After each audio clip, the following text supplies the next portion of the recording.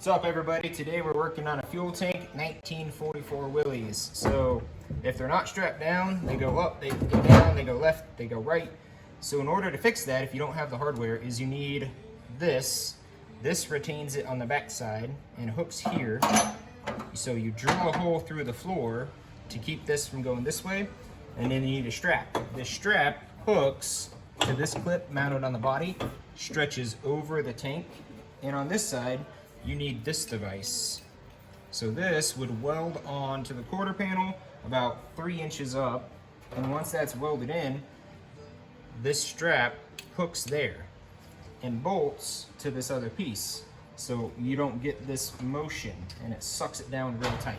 So that's what we're gonna work on today.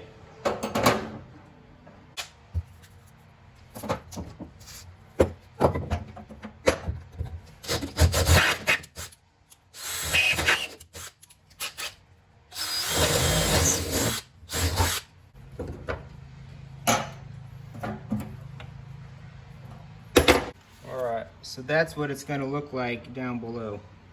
You can see how that steel piece is mounted. There you go.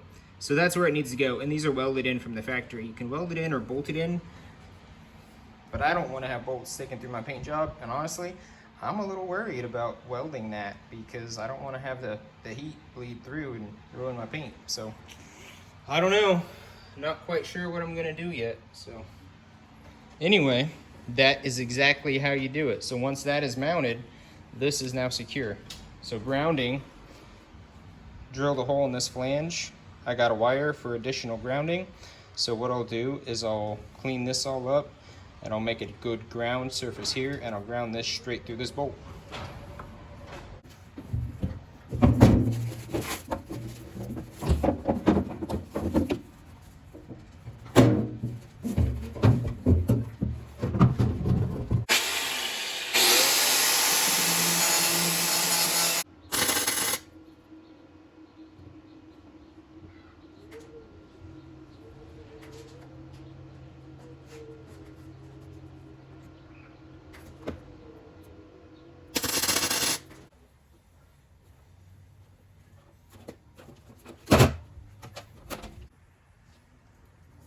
All right, just shortening up some wires here.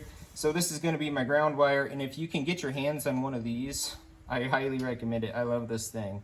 It's a crimping tool, and it just does a fantastic job. Gets a perfect tight crimp on there every time. No over crimping. Good to go. Just rock solid, especially since I had to double up the wire because that's not the right size. So I'm going to ground it to this guy right here because we tested that out. That's a good ground.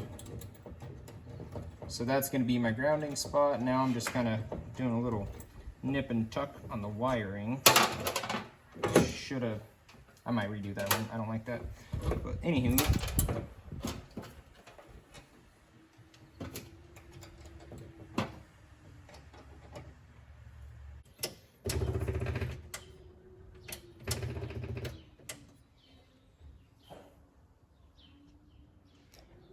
All right, guys, so that's it. Pretty easy job. All in all, took about 1 hour, start to finish. So all we did was remove the fuel tank. We added the strap.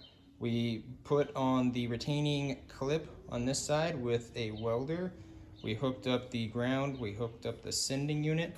And then what we did is finish the retaining for that. So start to finish 1 hour, and now we have a fuel gauge that works. Pretty easy job. Shout out to Kaiser Willys for selling all the parts, and they're pretty reasonably priced too. So next up is we tackle the gauges.